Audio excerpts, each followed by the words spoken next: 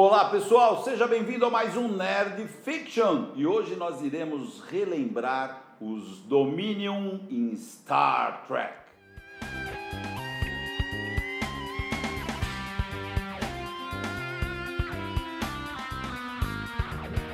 É isso aí, galera, Capitão Fernando, Almirante Navarro aqui. Gente, com a introdução dos transmorfos em Star Trek Picard, a gente achou que ia ser legal fazer um Remember. Vamos lembrar quem são os transmorfos, quem era o Dominion, o que aconteceu em Star Trek Deep Space Nine. Será que já tem gente xingando a gente? Do quê? Porque é spoiler. Ah, gente, pelo amor de Deus.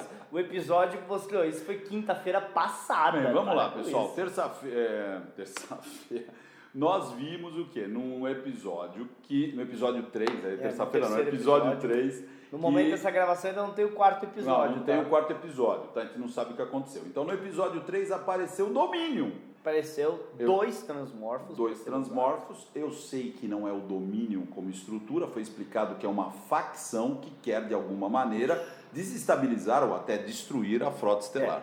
Porque depois da Guerra do Dominion, uma facção de transmorfos que não aceitaram ser derrotados teriam deixado o Grande Elo e o nosso queridíssimo comissário Odo avisou o Worf disso. Então o Worf está atrás. Tá na cola dele. Vamos lá, eu acho que foi uma baita homenagem ao Odo ter Também aparecido o Domínio, o Matalas, o René Aubergenois, tá? Ele morreu há muito pouco tempo e o Terry Matalas talvez tenha sido muito amigo dele, mesmo porque o René é uma gracinha de pessoa, tá? Um cara super humano, super bacana e quem sabe ele fez isso como homenagem.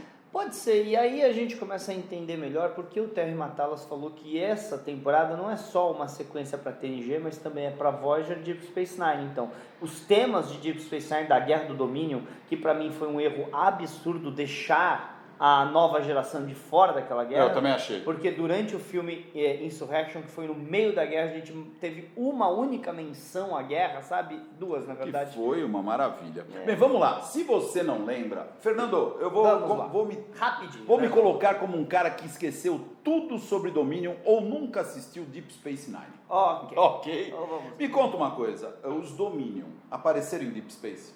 Isso. O Dominion, gente, o que acontece? Eles são do quadrante Gama, que é coisa de 60 anos-luz da frota estelar. O quadrante Alpha. Mas como no primeiro episódio de Star Trek Deep Space Nine, o Sisko e a Dax acham um caminho, certo, para uma fenda espacial estável, e eles colocam, e a Kira coloca a estação na boca, o Dominion, que eles são comandados por uma raça de transmorfos que odeia os sólidos, começou a ver a galera do quadrante Alpha fazendo o que a gente vê a nova geração e a série clássica fazendo.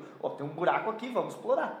Exatamente. Agora, o Dominion é uma espécie de colônia, né? Porque é um conjunto de organismos que se fundem em um só, como se fosse um oceano de uma espécie só. Cosmo, ao mesmo tempo que isso é uma coisa interessante que a gente vê na sexta temporada de Star Trek Deep Space Nine. O Odo pergunta pra ela, nunca teve nome, tá? Então eu vou falar de transmorfa, tá bom? Pergunta pra ela, mas quando você tá no Grande Elo, você é individual ou você faz parte de coisa? Ela fala, sim. Sim pra quê? Pros dois. Então, quando eles estão juntos, eles são uma coisa só, mas eles também conseguem ser indivíduos separados.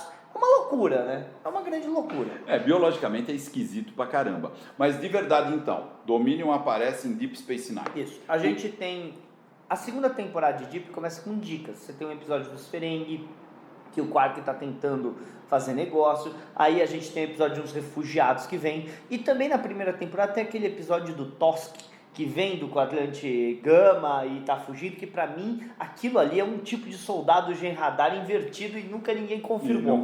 Confirmou. Agora, peraí, você falou dicas. Disso, Gen Radar. Peraí. Gen Radar é o quê? É o braço armado dos Domínios, sendo que eles nem precisariam disso, né? Eles são muito poderosos. Sim, é que assim, os transmorfos não gostam de deixar o Grande Elo. O Grande Elo, ao mesmo tempo que nutre eles, funciona como um narcótico real para eles. Então, mas eles têm uma coisa de senso de ordem, eles querem botar ordem nas coisas, eles têm um passado complicado com os sólidos, então eles criaram geneticamente, basicamente, duas raças, os Vorta e os Gen Radar.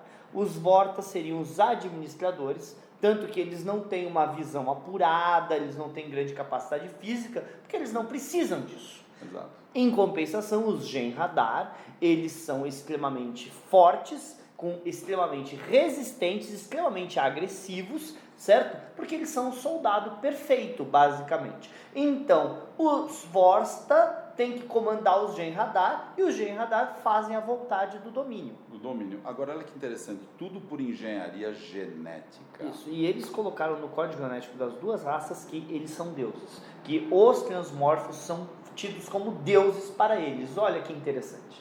Mas eles só viciaram porque os Jem'Hadar são viciados numa coisa chamada o branco, tetracel branco, né? Que nutre eles, mas ao mesmo tempo é um narcótico. Por quê? Porque eles criaram uma raça muito forte fisicamente. Então você tem um controle, né? Então, além do controle genético, doutrina mental, você ainda tem um controle biológico. Eles têm 3 controles. Porque o negócio é tão poderoso, né? Os Jem'Hadar são tão poderosos, tá? Que eles precisam desse tipo de controle. Agora, uma coisa, como é que o Odo, como é que o Odo se separou do Grande Elo? Não, ele, ao descobrir que os transmorfos eram a sede, a cabeça do Dominion, e nesse ponto da história eles já estavam vendo que o Dominion não era bonzinho, ele fica meio que decepcionado, enojado, caramba, e ele vê que a lealdade dele aos amigos, principalmente a Kira, era maior que a vontade dele de ficar no Elo. E mesmo porque ele tinha experimentado o Elo, mas foi um dos raros, talvez único caso de um domínio de um transmorfo viver fora do Elo. Por isso que ele conseguia, né, viver solidamente por um bom tempo, depois ele ia para o balde dele e depois voltava a ser sólido. Então ele não era narcotizado, quer dizer, ele não tinha essa necessidade, essa dependência. Eu não consigo lembrar exatamente da data, mas o Dominion teria lançado diversos proto-transmorfos, e a gente viu outros proto-transmorfos, tá? Pela galáxia. Porque a ideia deles era que eles iam descobrir se esses povos são confiáveis da maneira que eles cuidariam desses próprios morfos. Pessoalmente, eu acho uma coisa de retardado fazer isso, juntar um monte de criança e esperar que elas voltem para casa para ver se não vão matar elas. É meio louco, meio espartano, tem um sentido lógico, né? Pareceu para mim um remendo que a galera de Deep Space Nine deu pro Odo ser parte. Me pareceu, mas dá para entender a pequena lógica. Então, o Odo, por ter crescido longe do Grande Elo, ele tem uma resistência a isso.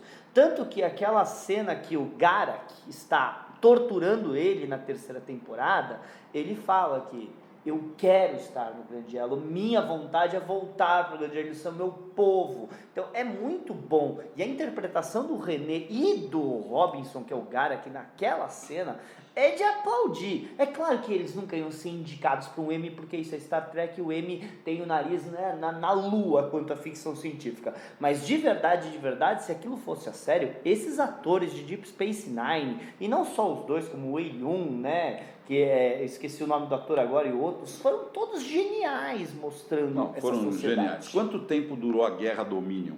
A Guerra do Dominion de verdade dura 2 temporadas, porque a gente tem a 6ª e a 7ª de Deep Space, né? A revelação, o primeiro ataque dos Dominions vem no último episódio da 2ª temporada, certo? E aí a gente vive uma situação na 3ª, na 4ª e na 5ª meio que de Guerra Fria. Guerra Fria, exatamente.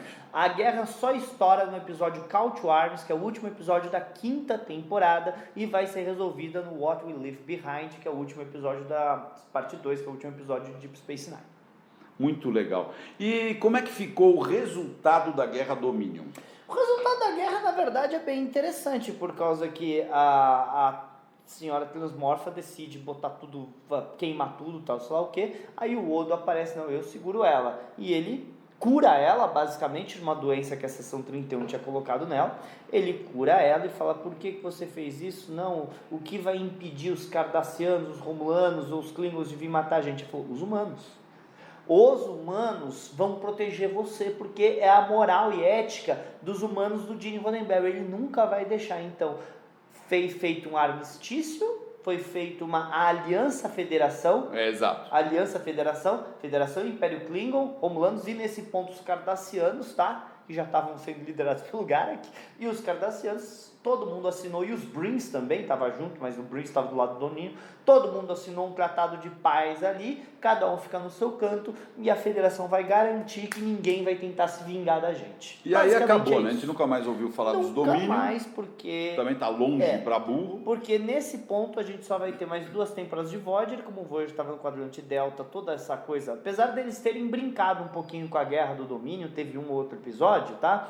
Mas de verdade eles estavam completamente longe desse sistema. E o que a gente vai ter depois disso é só Nemesis, que foi uma brincadeira com Romulanos. Então, de verdade, toda essa história extremamente bem criada por Deep Space Nine foi abandonada. Foi abandonada, né? E agora o Matalas, vendo que é um plot interessante, ele pega uns dissidentes do Grande Elo. Isso. Que estão muito provavelmente, a gente não sabe o que vai rolar a partir do 4º episódio, que muito provavelmente são os grandes vilões, que é genial se isso acontecer. Sim. Genial.